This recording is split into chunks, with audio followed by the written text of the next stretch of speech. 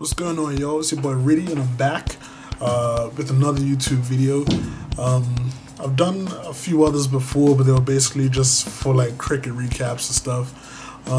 But this video right now is going to be all about the BlackBerry 10 launch that happened today. I was going to go to school, then I said let me stay home for a little bit and just watch it and see what's going on, and just get a better idea for myself exactly what's going on with this new OS that Research in Motion has actually decided to deliver. And just first thoughts is that, I mean, I was really impressed, and I'm not just saying this because I'm a fan of Research in Motion and the products, but I mean, I have like a BlackBerry here. I have a playbook. I always talk about it, or talked about it in all my videos. I really like it. Like, I like the products, and I was really excited for today. I was always checking on Google just to see exactly what was going on, and I decided to just sit there and just watch the whole launch. And I was like a kid in the candy store. Like, I couldn't wait to see exactly what they had to offer. The whole event basically just started off with a cheesy announcer guy just kind of getting us in the mood, getting us ready or whatever to well, just to kick off the launch. And they actually had like some audio issues in the start, but after that just went into some software, well, not software, sorry, just some customers who were out there basically talking about the features that we've already heard about up to now, the predictive keyboard and the software keyboard, BlackBerry Hub, the camera, all that kind of stuff. From there, went into a next developer, some head of development. I don't really know who the guy was. I didn't catch his name. And then into some BlackBerry fans, some more people. I don't really want to go too much into that because that's not the exciting stuff. But eventually, after they got all that out the way, Torsten came in, the CEO of Research in Motion, and that's when things really got exciting. So we're just going to dive right into that at this point, and then we'll go from there. Well, their aim for BlackBerry 10 is for people who want to become hyper social or hyper socially connected, and it's all about getting things done. And the focus of the OS is basically having a balance between personal and professional. One of the next big announcements that he made is that from now on, I guess Research in Motion is going to become known as BlackBerry on the whole. And I think that's a good move, and I'm surprised that it actually took so long for that to happen. I know a lot of people didn't even know who Research in Motion was. They just know BlackBerry. So I guess that now they're pushing for the whole company to be branded as BlackBerry, and they're gonna move forward from there. And I think that's great for them. So the next big thing was the introduction of the actual two devices. And once again, if you've really been following the stories here, this is no big surprise at all. It was they introduced the Z10, which was the actual full touch device, and the Q10, which was the QWERTY device, so the one that actually has a physical keyboard. As I said, if you've been following the news and everything, and you've seen all the leaks and everything that's come out, none of this is a surprise to you. The finished versions, we've already seen leaked photos of that before they even came out, and even the Q10, we've seen what that looked like already. So for me, I was kind of interested to see what the final product was gonna look like, but I knew that there was a high chance we had already seen it, so I didn't really worry about that too much. Next, they brought on the guy who did the demonstration last time with Torsten, Vivek Bhardwaj, I believe his name was, and he came and he introduced a lot of the products and such for the devices. Now, this is what I was really interested in. This is what I want to see. I was hoping that BlackBerry, they'd actually show different things from what we've actually seen up to now. I was getting tired of hearing about this hub, and yes, it's got the hub and BlackBerry Flow and the keyboard with the predictive text and the camera. Like, we've heard about all this stuff already, so I was excited to see what else they had to offer. But what I want to do now is I'm just going to go through everything that they went through, and just my impressions of it, and we'll go from there. So the first thing that he did was he went through. He was just navigating his way around the actual device itself, just basically demonstrating BlackBerry Flow to us. One of the things that I noticed is that, firstly, the Z10, which is what he was using for most of the time, is ridiculously fast. It was very, very responsive. And one of the big things that they pointed out was that you could actually do everything with just one thumb. Everything is about gestures. Navigating is about gestures. You don't need the trackpad anymore, the trackball. It's all about gestures. And he was able to get to everything that he needed very quickly. One of the things that he also showed was how he was actually able to peek at the hub while he was viewing the movie. While he was doing that, you could still see the movie playing in the background. No stutters, nothing. He could just push the movie to the side. You could still see the movie playing, and he was able to just take a glance at his emails and that sort of thing. The next thing that he went in depth on was the BlackBerry Hub, which we should all know about by now if you've been following the actual news and everything. Basically, the hub is like the catch-all place for all your notifications in terms of emails, social media, all that sort of thing. That's all those notifications going to the hub. One of the interesting things that he showed that really stood out to me, and I'm assuming this will mainly work for like other BlackBerry users. I don't know if this is going to be just any contact, but what he did was he actually looked at one of his contacts that had reached out to him, and when he looked at the contact, it actually started pulling down. The device started pulling down all the information on him. Pulled on a picture.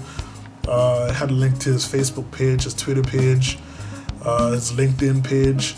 It also had all the contact that he had with him was put in one place, so he could see emails that were sent and received from him. And it was actually pretty amazing to me how they were able to do that. So just by having a contact or being in contact with somebody, able to pull a lot of information about them. So let's say that'd be good if you were having a meeting with somebody. Maybe you have the contact on your device, but you don't know too much about them. You're actually able to go and you can view the LinkedIn page, view the Facebook page, and view the Twitter or that sort of thing directly from the BlackBerry Hub. So that's pretty cool. The BlackBerry Keyboard is also something that was introduced before. I mean, this is another one of those features that we've been seeing all this time. And they showed the usual how he's able to type and swipe up to get the words, the predictive text up into the sentence, and like that's really awesome. And there was also a few things. Swiping left, you could do that to delete words. But the cool thing that I saw as well in there was how he was able to easily switch to a different language. He started typing a different language. There was predictive text for the different language. He switched again to another language really quickly. All of that was done using gestures, and he was able to type in a second language, and there was predictive text for that as well. The keyboard as well also corrects your spelling and grammar as you're going along. So if you miss out a space, it puts a space in for you. Now, I don't think this is going to be 100% perfect. I don't think they've developed something that's 100% perfect, but just the features that it can do already is it's pretty darn impressive. So good job for that. They also showed us Blackberry Balance, Blackberry Balance, that's a concept that's actually come from the playbook. You basically have a partition for work and a partition for personal, so a corporate and personal partition. They were able to show that off. Even if you have different applications running, looking at the applications that are running, it actually shows you which applications are running on your work partition and on your personal partition. BlackBerry, like even BlackBerry App World, is separate. If your company only allows you to download specific applications, the BlackBerry World on that will only show you the approved applications, and those will only be installed on your work partition. So they didn't really go too much into that, the BlackBerry Balance part of things.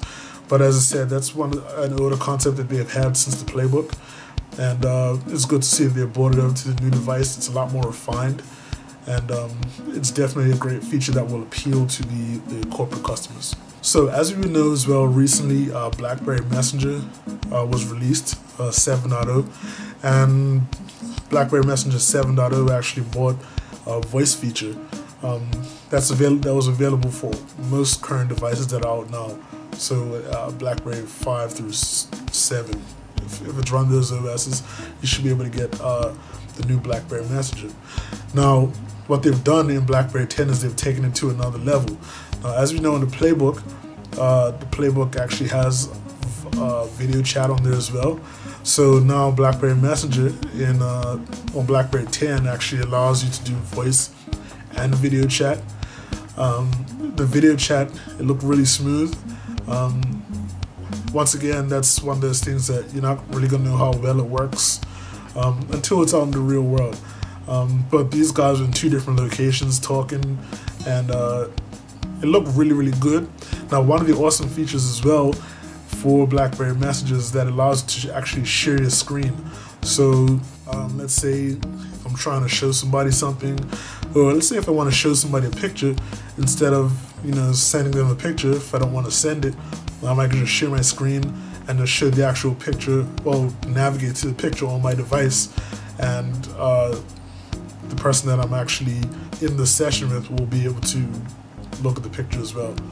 So that's some more good thinking by BlackBerry, and it's just making an awesome program on the device even better. So I'm looking forward to getting my hands on that and using that, see what it's all about. Alright, so another feature that they had, and like honestly, I don't know, I can't really tell you too much about it because they actually went through it pretty quickly, but it was a feature called Blackberry Remember. Now, Remember basically allows you to just keep track of things that you've marked. It's pretty self-explanatory. Things that you want to take a look at later, maybe you could actually mark them and to remember them, and like it'll be stored in different folders or whatever in BlackBerry Remember, and you can go there and it consolidates everything that you remember. If you mark an email, let's say, that you want to look at later, it would actually be stored in BlackBerry Remember, and you can go back and look at it at a later date. Now, one thing that I did notice is that he marked an email to be remembered on the Z10, but he was actually looking at BlackBerry Remember on the Q10. So I'm just wondering if this is some kind of feature that's using the BlackBerry infrastructure to store this information, or what. I'm not really too sure how it works, but that email that he had flagged on the Z10 actually ended up in Remember on the Q10. So I'm not too sure how that works, but it looks like it'll definitely be a very useful feature. The BlackBerry camera, once again, that's something that was heavily advertised originally when BlackBerry 10 was first being demoed. Of course, they showed the actual time shift feature on there. Picture quality does look pretty good. I think it's an 8 megapixel rear-facing camera. So the picture quality is actually very good. One thing that they did do was once a picture was taken, they were able to go and actually open up the photos, and inside there you're actually able to edit the photos. There's different effects that you can put on the photos and everything. Once again, all of this is gesture based, so it makes it actually really straightforward and really easy to make your photos look a little more interesting. And I guess you could edit them a little bit on the actual device itself. One other thing as well with the camera, the camera has manual focus on there. Even while taking a picture, you just tap the screen to take a picture and make it really easy for you. Kind of like those, I'm not too sure who actually makes the cameras, but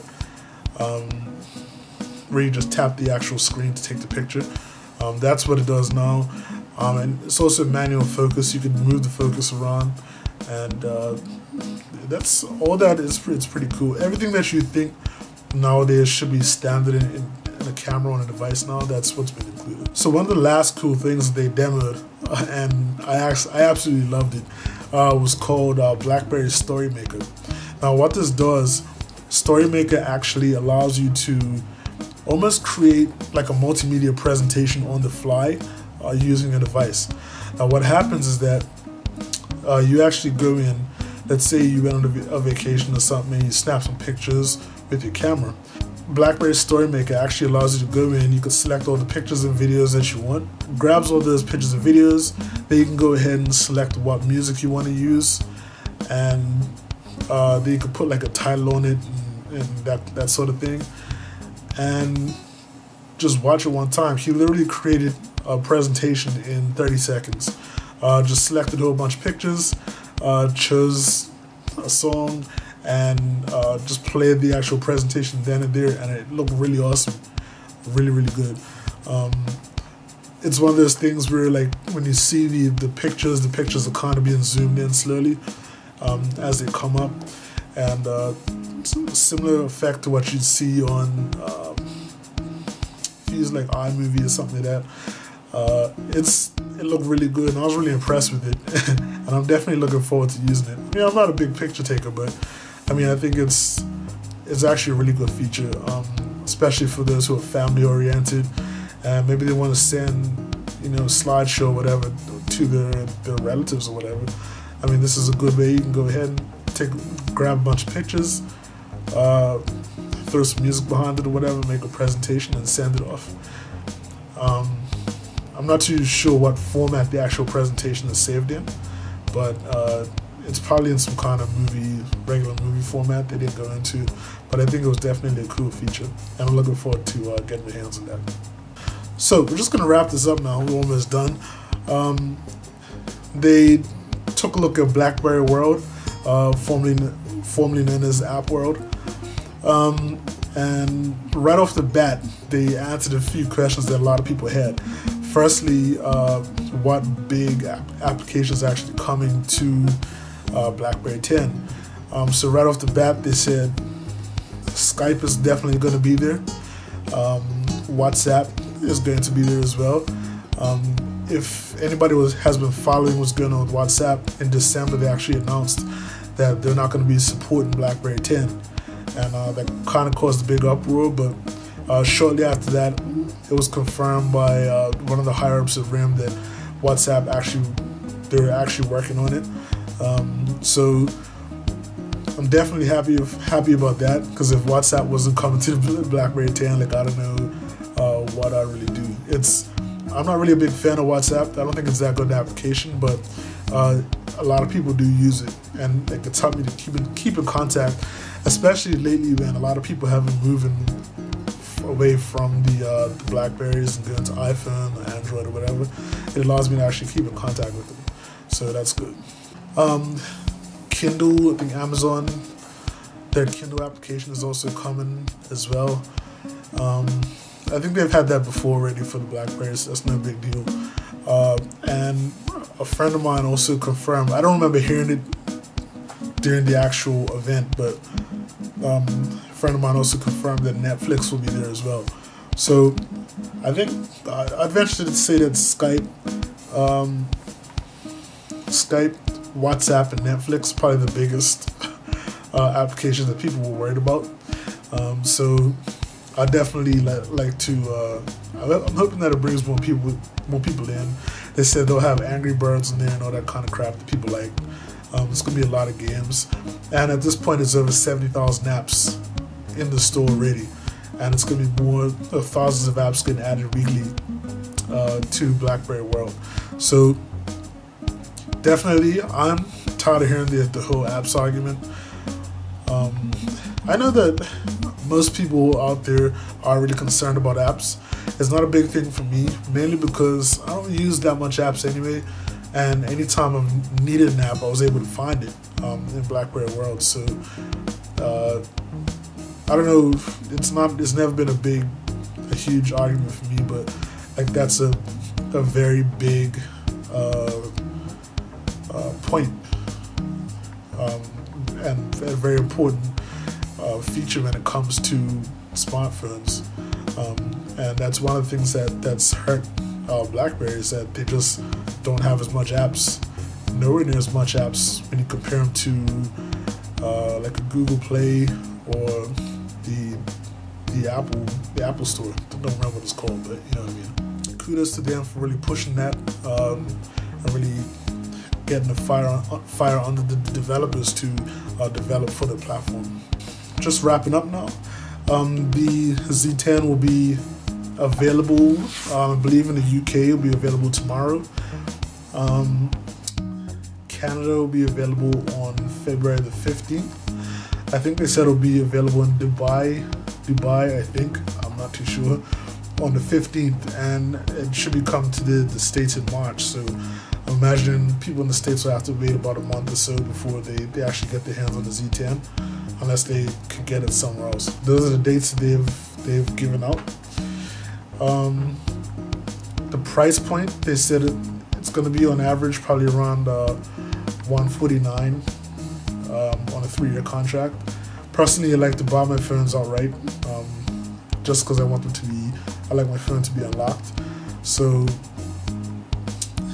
like even like the phones that I have now, I've bought them all like at full price, unlocked or whatever. So it's up to you how you want to do it, but definitely if you really want to get your hands on one, going through the carrier will be the cheapest option. Also, they said as well, when it comes to apps, just to back up a little bit, that you actually won't need to reboot the device anymore when you install applications, and you can download multiple applications at once. You won't experience any kind of slowdown or anything like that. Just in general, I think that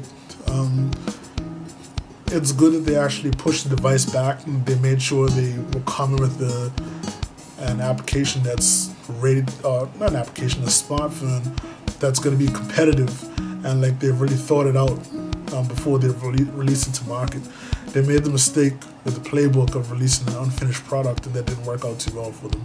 So I'm really happy that they've taken the time. They've come out with what looks like a quality device, and I'm looking forward to actually getting my hands on one for sure. We'll see what's going to happen in the future. We'll see when the consumers actually start using it. That'll be the real proof of how good a device this actually is. Consumers can be a bit fickle, but there are also the people that you have to impress that will determine whether it's successful or not. So we'll see how it goes in the next couple months. Definitely, I'll be buying stock in RIM. I'd really love to, because I could see the stock price going up in the short term. But I just wish them all the best, and we'll see how it goes. Make sure you subscribe and keep checking back every now and then. I'm going to try to come up with some funnier videos and something a bit more exciting. But in the meantime, thanks for checking me out, and just leave your comments, whatever, below. How do you feel about BlackBerry 10? Do you think they're going to really be successful or not? Let's see how it goes, y'all. It's your boy Riddy. Take it easy. Peace.